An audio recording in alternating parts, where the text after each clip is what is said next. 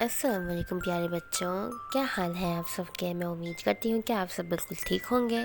تو پیارے بچوں، آج میں آپ لوگوں کے لیے ایک اور دلچسپ اور مزیدار کہانی لے کر آئی ہوں۔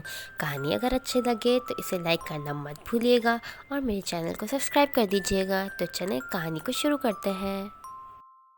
ایک دفعہ کا ذکر ہے، ایک آدمی جس کا نام فضل بخش تھا، وہ اپنا کام کرنے کے لیے جنگلی جانوروں کو اور پرندوں کو پکڑتا اور انہیں بیچ کر پیسے کماتا۔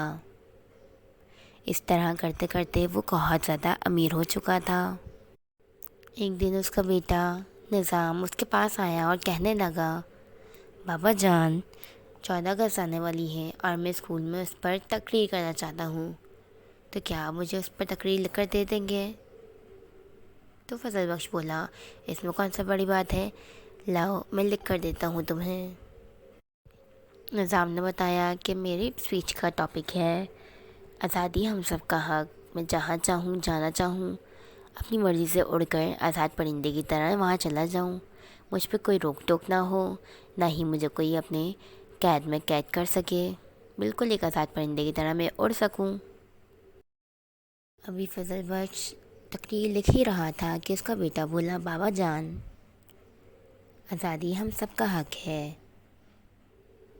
تو آپ پرندوں کو کیوں قید کرتے ہیں، انہیں آزاد کیوں نہیں کر دیتے؟ فضل بخش نے یہ سنا اور بہت غصے میں اٹھ کے وہاں سے چلا گیا۔ اگلے دن اسے خبر ملی کہ کچھ اغوا کاروں نے اس کے بچے کو اغوا کر لیا اور ان کڈنیپرز نے 20 لاکھ روپے کی ڈیمانڈ کی۔